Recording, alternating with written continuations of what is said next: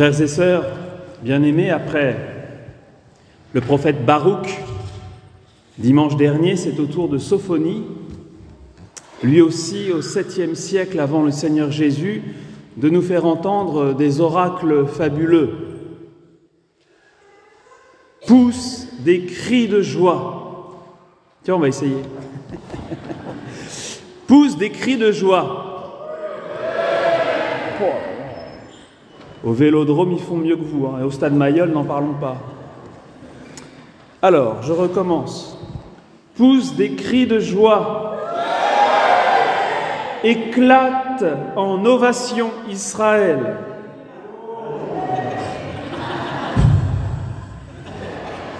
Réjouis-toi, de tout ton cœur bondit de joie.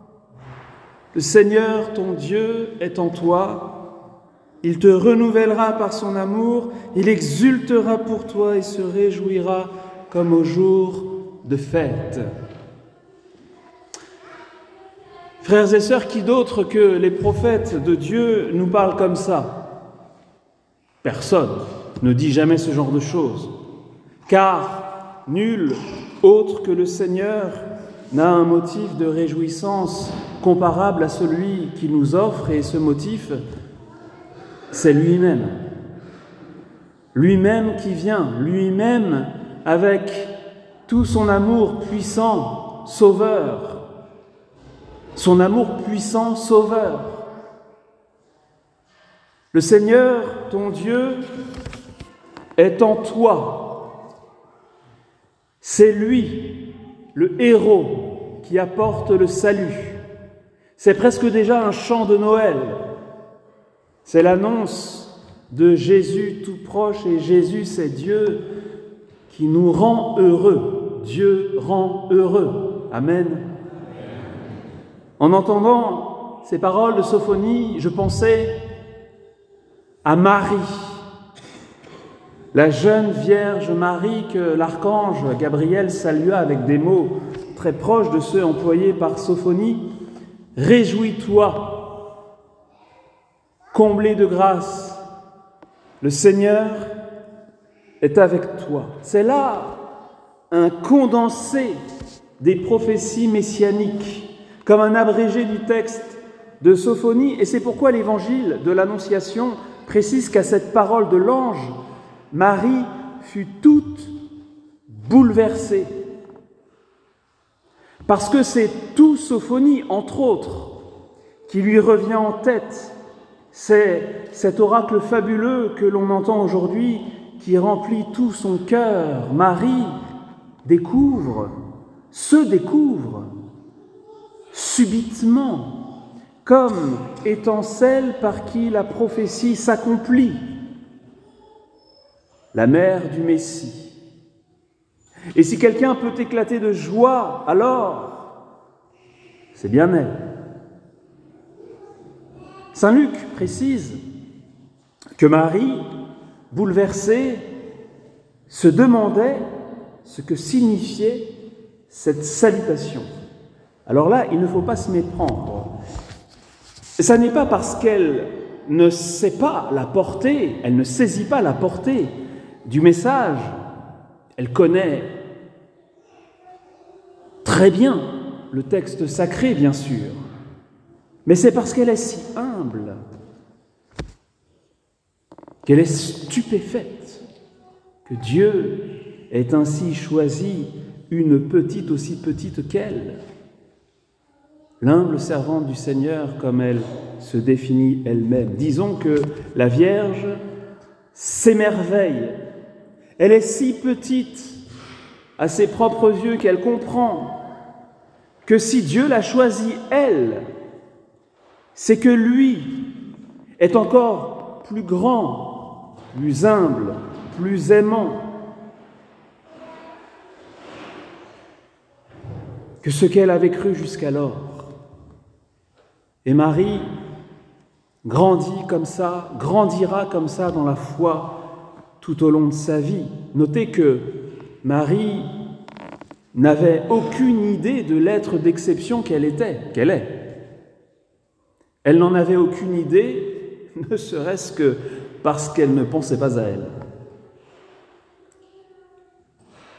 Donc oui, en filigrane du texte de Sophonie, nous pouvons reconnaître la mère du Messie, la belle Marie.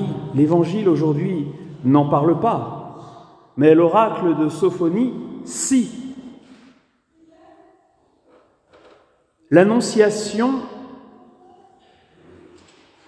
a de toute évidence été un moment merveilleux dans la vie de Marie.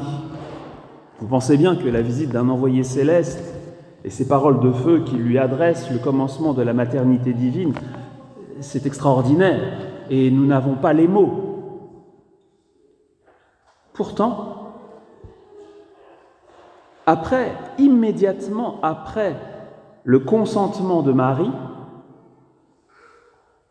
que tout se passe pour moi selon ta parole, l'évangile de l'Annonciation se termine ainsi. Alors l'ange la quitta. Désormais, il n'y aura plus rien comme phénomène mystique pour elle.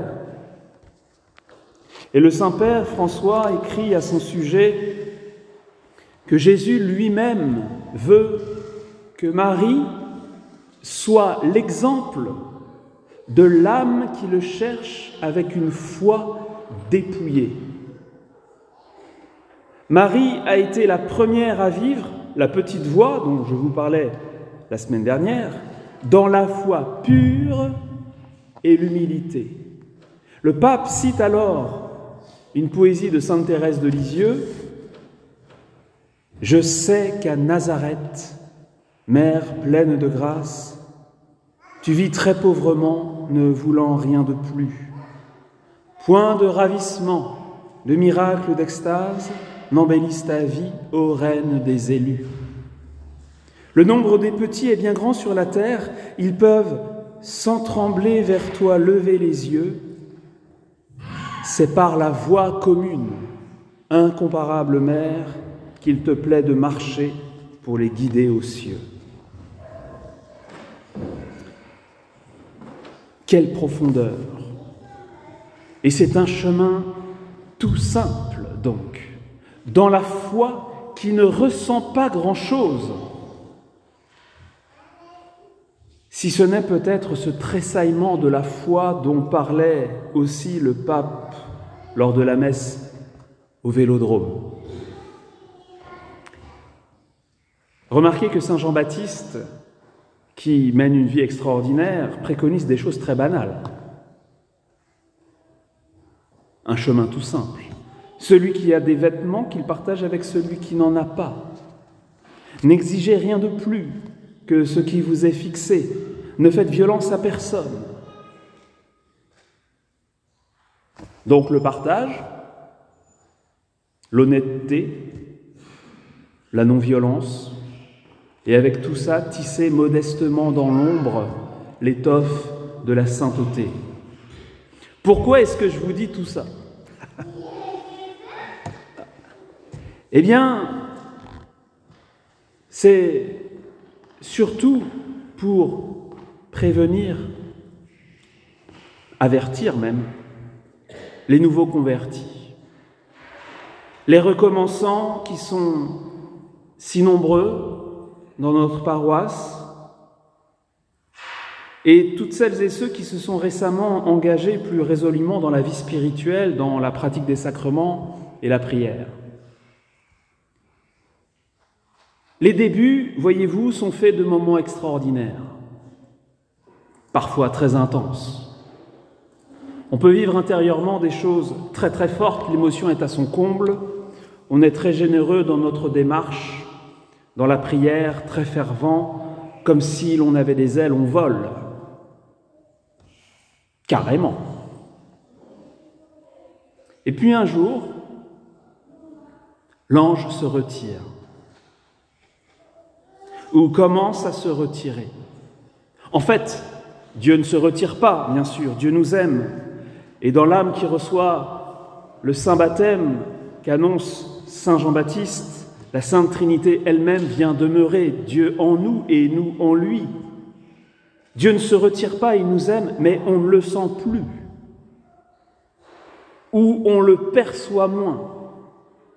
Et la prière et la pratique des vertus deviennent moins faciles. Alors le risque, et c'est ce qui se produit bien souvent, hélas, c'est d'en faire moins, puis de laisser tomber, de faire défection, d'être, comme dit Jésus dans la parabole du semeur, l'homme ou la femme d'un moment,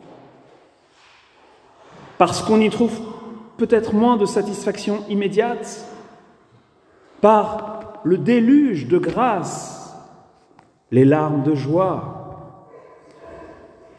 qui nous tombèrent dessus. Au départ, le Seigneur nous arracha au péché, parfois très grave. Il nous sauva d'une vie sans lui et il nous attacha à son cœur, car rien n'est plus aimable que son amour, nous l'aimons. Mais nous sommes si imparfaits que nous nous attachons trop à ses cadeaux, à ses expériences, et sans doute pas suffisamment à lui qui nous les offre et nous permet de les vivre. Alors, pour purifier notre amour, notre cœur passe par le feu brûlant de la nuit. Douce nuit ou froide nuit, ça dépend. Nuit claire ou nuit noire, ça dépend aussi et ça peut changer. La relation avec Dieu demeure, elle est bien réelle, mais elle devient plus mystérieuse. On est encore touché à l'intérieur, on sent bien que quelque chose bouge en notre cœur, mais c'est indescriptible, indéfinissable et ténu. Ça n'est plus comme avant. Mais ça n'est pas moins bien. C'est différent. Reste que ces périodes de purification peuvent causer bien de la peine, bien du désarroi. Et puis un jour, on sort du tunnel. Il n'y a qu'une seule chose à faire, frères et sœurs. Continuez, persévérez, ne rien lâcher. Si ta joie traverse la nuit, bats-toi, résiste. L'Écriture proclame que nous ne sommes pas, nous, des hommes de dérobade pour la perdition, mais des hommes de foi pour la sauvegarde de notre âme. Priez et suppliez, dit saint Paul, ne changez rien à vos habitudes, même si c'est dur. Faites-vous aider, conseiller, accompagner par des aînés dans la foi, expérimentés dans la vie spirituelle, qui connaissent ces états, ces phénomènes que le Cantique des Cantiques appelle les surprises de la nuit. Troisième poème, chapitre 3, verset 4. Vous pourrez avoir l'impression que Dieu vous a carrément abandonné. Ouais. Mais bien sûr que non. Soyez sans crainte. Ne craignez que le péché et la rechute. Le tentateur profitera peut-être de la situation pour vous insinuer n'importe quoi. Alors tu vois, tu pensais avoir touché le paradis. Non, mais tu croyais quoi? Tout ça, c'est des sornettes. Le genre d'idée pas très marrante à avoir dans la tête. Ne doutez pas. Ce que vous avez vécu est réel. C'est la vérité. Peut-être aussi que ce qu'on appelle souvent le silence de Dieu deviendra très pesant pour vous. Je vous parlerai un autre jour, parce qu'on ne peut pas tout dire en une fois, de ce silence de Dieu. Je vous assure, rien n'est plus merveilleux que ce silence même si c'est très mystérieux. Suspense. Mes amis, même si vous ne sentez plus rien, si vous ne sentez rien, si vous ne comprenez que dalle, ne lâchez rien. Marie a marché sur ce chemin jusqu'à l'extrême. Près de la croix, elle sera témoin d'un apparent démenti total des paroles de l'ange à l'Annonciation. Pourtant, elle est debout, elle tient bon, elle persévère dans la foi, la prière. Et vient la joie de Pâques. Je termine en précisant quelque chose. Si nous restons fidèles, malgré le combat spirituel, malgré ces changements qui bien souvent désorientent, désarçonnent, eh bien, pendant que nous traversons tout cela, imperceptiblement d'abord, mais incontestablement ensuite, notre foi en l'amour de Dieu grandit. Ça devient du béton, ça se grave en nous, c'est du feu. Jésus devient absolument tout pour nous, on devient solide, inébranlable, plus fort que le désespoir qui nous guette dans la nuit. Et avec cette foi qui ne repose plus sur nos sensations fugaces, nos impressions passagères, mais sur Dieu lui-même, Dieu éternel, vivant et vrai. Avec cette foi, la joie s'épanouit. Joie de croire d'une manière invincible en l'amour, joie d'être aimé et d'aimer. Joie de feu parfois, joie profonde toujours, joie qui se confond avec une paix, une quiétude qui est le bonheur, la paix de Dieu qui surpasse tout ce qu'on peut concevoir, dit saint Paul aujourd'hui. Merci Seigneur pour ton amour qui est de toujours à toujours. Voici le Dieu qui me sauve, j'ai confiance, je n'ai plus de crainte. Rien, pas même la nuit, rien ne peut nous séparer de l'amour de Dieu, l'amour du Christ qui vient.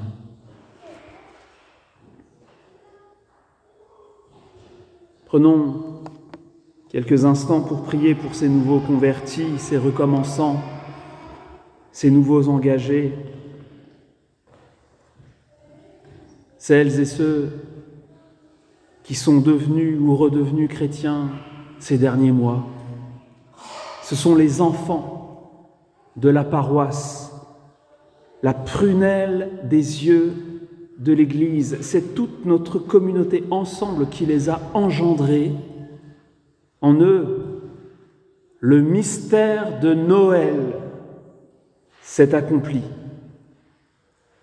Car c'est Noël en nous lorsque le Christ naît et prend forme en nous.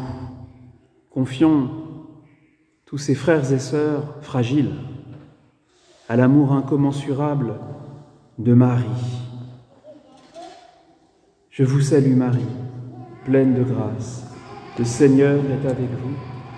Vous êtes bénie entre toutes les femmes, et Jésus, le fruit de vos entrailles, est béni.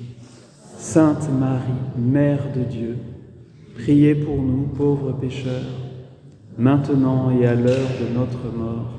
Amen. Saint Joseph, priez pour nous. Saint Jean-Baptiste, priez pour nous. Nos bons et saints anges gardiens, veillez sur nous et protégez-nous.